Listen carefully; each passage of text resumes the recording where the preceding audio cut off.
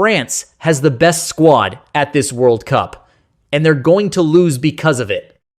Let me read you France's attacking lineup. Mbappé, France's all-time active top scorer, 48 international goals. Dembélé, 2025, Ballon d'Or winner. Olise, Bundesliga Player of the Season, 15 goals, 19 assists. Cherki, League 1 and Europa League assist king. Then Thuram, Barcola, Doué, Mateta. That's not a national team roster. That's a Ballon d'Or shortlist. On paper, this is a dream team. But here's the thing about dream teams. Dreams are something one person has, not 11. To understand this French team, you have to understand one moment. March 2023. Lloris and Varane both retire from international duty. Deschamps needs a new captain. On one side, Griezmann, fourth all-time top scorer, 84 consecutive caps without missing a single game, the tactical heart of this team for a decade. On the other, Mbappé talent, star power, the future. Deschamps picked Mbappé. In that moment, Deschamps made the choice himself. This team's center of gravity was no longer the system. It was Mbappé. Now jump to the 18th of December, 2022. Lusail Stadium, World Cup Final. France are 2-0, down to Argentina. In the 41st minute, Deschamps subs off Giroud and Dembélé, and that's the signal right there. When the system isn't working, Deschamps' instinct isn't to unleash talent. It's to contract, stop the bleeding. By the 80th minute, France haven't had a single meaningful shot on target. Then, in 97 seconds, Mbappé scores twice. In the stands, French President Macron leaps to his feet and pumps his fist. That clip went around the world. In the 118th minute of extra time, Mbappé scores again, 3-3. He becomes the second player ever to score a hat-trick in a World Cup final, the first since Jeff Hurst in 1966. That game looked like Mbappé's coronation, but it was actually a warning. When this French team's system breaks down, they only have one way to stay alive. Pray Mbappé goes nuclear. And in a World Cup, you can't bet on him saving you every single round. That's Mbappé's greatest weapon. And it's France's biggest problem. In 2018, his teammates were Giroud, a striker, happy to do the dirty work, and Griezmann, a Ballon d'Or caliber star, willing to drop deep, defend, and do the ugly stuff. In 2026, his teammates are Dembélé, Olise, Cherki. Every one of these guys at their club is the one other people serve. And you don't have to imagine this. Right now, Mbappe's situation at Real Madrid is showing us exactly how this story ends. Real Madrid. Mbappé in 2 seasons, 7-0, plus goals, 2 European Golden Boots. Individually, perfect. As a team, 0 major trophies.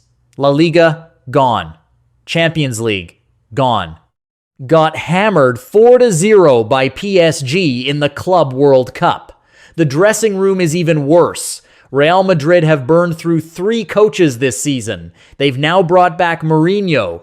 A fan petition demanding Mbappé leave the club has over 70 million signatures. Mbappé reportedly had a public clash with the interim coach and walked out of training after being asked to train with the reserves.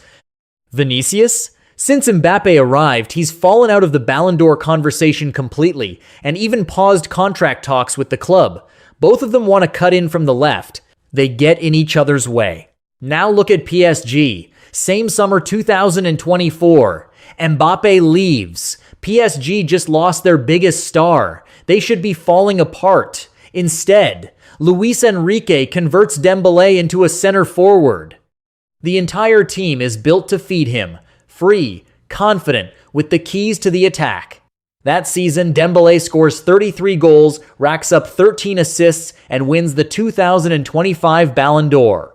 PSG win the league, the cup, and the Champions League, and beat Inter 5-0 inches the final.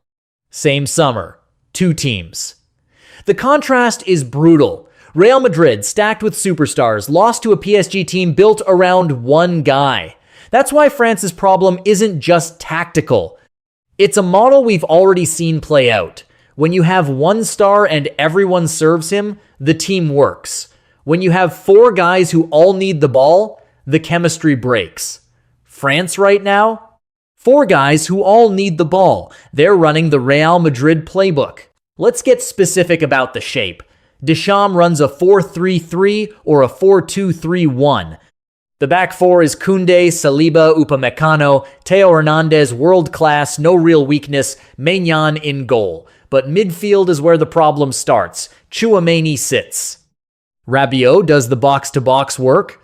Then Kanté or Zaire Emery rotating in. See the issue? The entire France midfield is defenders and water carriers. There's no creative number 10. Which is what makes losing Griezmann so dangerous. The 30th of September, 2024, Griezmann retires from international duty. What France lost wasn't a player. It was the tactical glue holding this team together for a decade. 137 caps, 44 goals. But his most valuable number is 84 consecutive appearances, a French record. For 10 years, he basically never missed a game. He wasn't just good, he was always there. Griezmann wasn't a player, he was a personality type. A Ballon d'Or level attacker who dropped deep to receive the ball, tracked back to tackle fullbacks, and gave up the best chance in the box to Mbappé. That guy doesn't exist in the new generation of French players. Not one.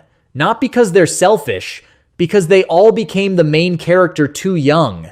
Dembélé is PSG's star. Olise just beat Harry Kane to Bundesliga Player of the Season. Cherki went to Manchester City and already has an FA Cup and a League Cup. None of these guys ever learned how to be a supporting actor.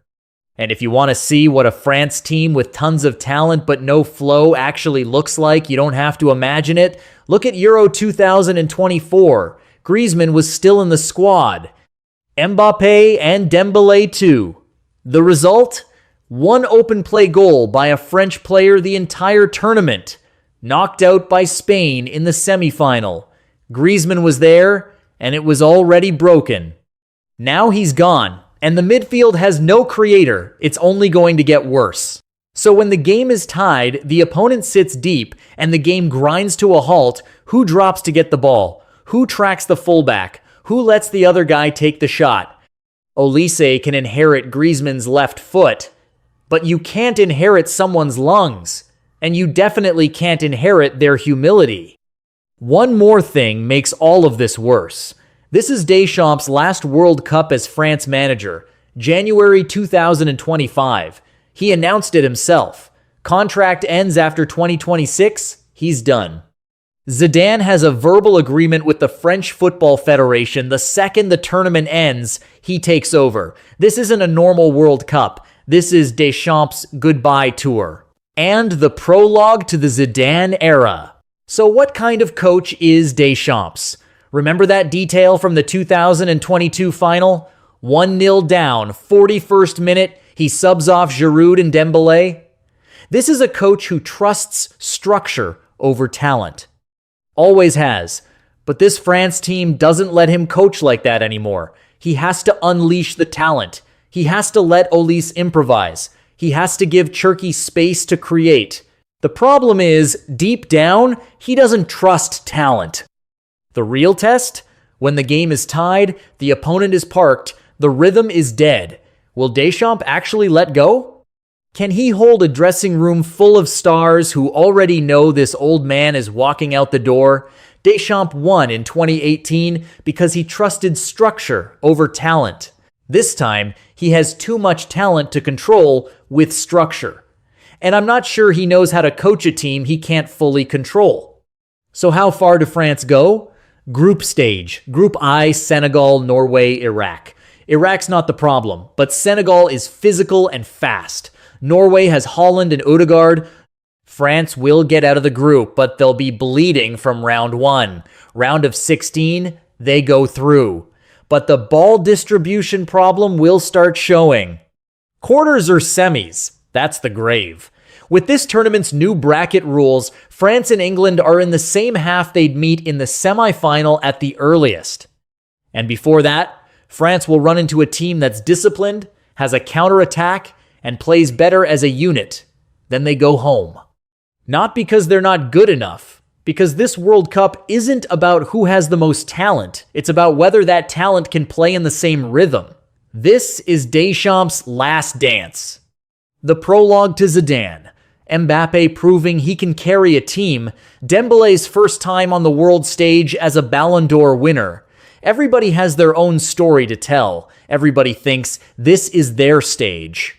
And that's the problem. France doesn't lack stars. What they lack is one guy willing to touch the ball 2 fewer times when it matters most.